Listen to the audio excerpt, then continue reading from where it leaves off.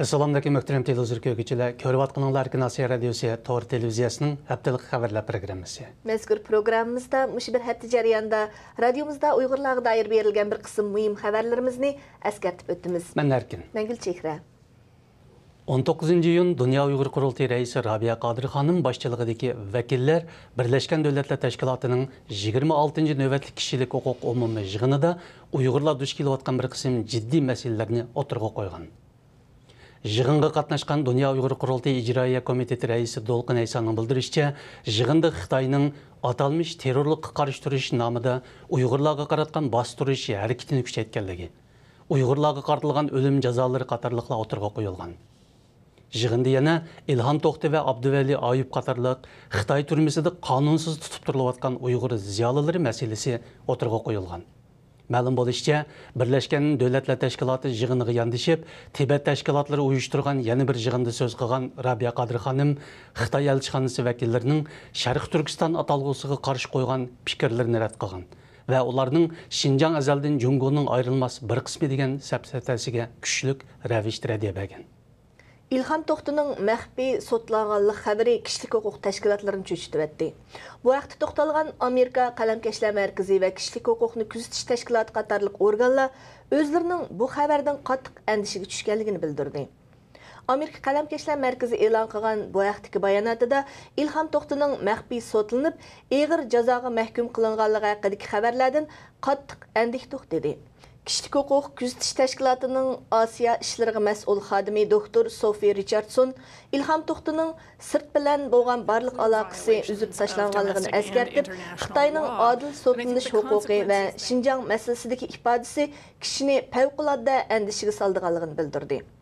Dushanba kuni İlham To'xtining advokati Li Fangping uning Bingtuan sotida maxfiy sotlanganlik haqida ma'lumot olganligini axborotga oshkorlagan. Halbuki hukumat doiralari bu xabarni dalillamadi. Uyg'ur ana til ma'rif tashabbuschisi va tonilgan tor yozuvchisi Abduvali Ayubning Urumchi Levdavan turmasida tutib turilayotganligi ma'lum bo'ldi. Doirlar Abduvali Ayub va uning ikki sabdishi tutqun qilinib, 6 oydan oshgacha bu vaqtda hech qanday uchur bermagan edi. Yaqında Abduvali Ayubning oilasidagilar advokat orqali uning Urumchidagi Levdavan turmasiga qamalganligidan xabar topgan. Ammo uning bilan yanala yuz turganlik ko'rishamagan. Egallashimizcha Abduvali Ayubning oilasidagilar Urumchi Tangritog' rayonlik taftishining bu yil 5-oyning 17-kuni sot mahkamasiga yo'llagan ayibnomasidan xabar topgan. Ayibnomada Abduvali Ayub, Dilyar Obol va Muhammad Sidiq uchaylarning qonunsiz mablag' to'plash jinoyati bilan ayiblanganligi tilg'ilingan. Mazkur ayibnomadan ularning hammasining Levdavan turmasida ekanligi faraz qilinmoqda. Abduvali Ayubning oilasidagilarmi bu taxminni ilgari surmoqda. Abduvali Ayub qatorliqlar o'tgan yili 20-avgust tutib ketilgan. Xotanning Yangi Avat yezisida soqchilar bilan to'qinishib o'lganligi ilgari surilgan Uyg'urlar haqida bir qism ma'lumotlar oshkorlandi. Mush oyning 5-kuni Xotanning Yangi Avat yezisida bomba yasash gumoni bilan qo'rshovga e'lingan gumondorlar bilan soqchilar orasida to'qinish yuz berib, voqeada oz deganda 3 kishi o'lgan edi. Ma'lum bo'lishicha, voqeada o'lgan 3 nafar gumondordan Abdurahmon Abduvali bilan Qahar Hamid Qaraqash noyasidan ekan. Ular Xotan Yangi Avatda yer huddiga elib, teriqchilik qilayotgan mezgilda Xitoy soqchilarining diqqatini qo'zg'ab, qo'rshovga e'lingan. Ikkinchi navbatlik Uyg'ur erkinlik long futbol musobaqasida Qozog'iston komandasi chempion bo'ldi. Musobaqada yana Qirg'iziston Uyg'ur futbol komandasi 2-chi, Germaniya Uyg'ur komandasi 3-chi bo'ldi. Musobaqa 6-oyning 14-kunidan 17-kunigacha Turkiyaning Qaysari shahrida o'tkazilgan.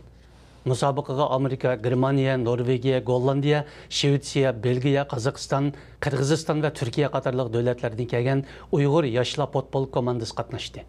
Mazkur musobaqaning 1-navbatligi 2011-yili Gollandiyada o'tkazilgan. 16-iyun kuni Tiananmen hujumiga chetishlik deb qaralgan 3 nafar Uyg'urga o'lim jazosi berilgan. Xabarlarga qaraganda Urumchi shaharlik o'tir sud Tiananmen hujumi bilan chetishlik deb qaralgan 8 nafar Uyg'ur gumondor ustidan hukm e'lon qilgan. Ularning ichida O'sanjon Hoshur, Yusuf Ömer Niyaz va Yusuf Ahmad qatorliq 3 kishiga o'lim jazosi, Gülnar To'xtiniyozga muddatsiz qamoq jazosi, qolgan 4 kishiga 5 yildan 20 yilgacha muddatli qamoq jazosi berilgan. Bultur 28 oktyabirda yuz bergan Tianmenga avtomobil bilan hujum qilish vaqasi Xitoy ichi va sirtini zilzilaga solgan edi. Vaqada Osman Hasan ayol va onasini o'z ichiga olgan 3 kishining o'lganligi, 39 kishining yaralanganligi ilgari surilgan. Vaqadan keyin Xitoy doiralari mazkur vaqaga chetishligi ilgari surilgan 5 Uyg'urni tutganligini e'lon qilgan.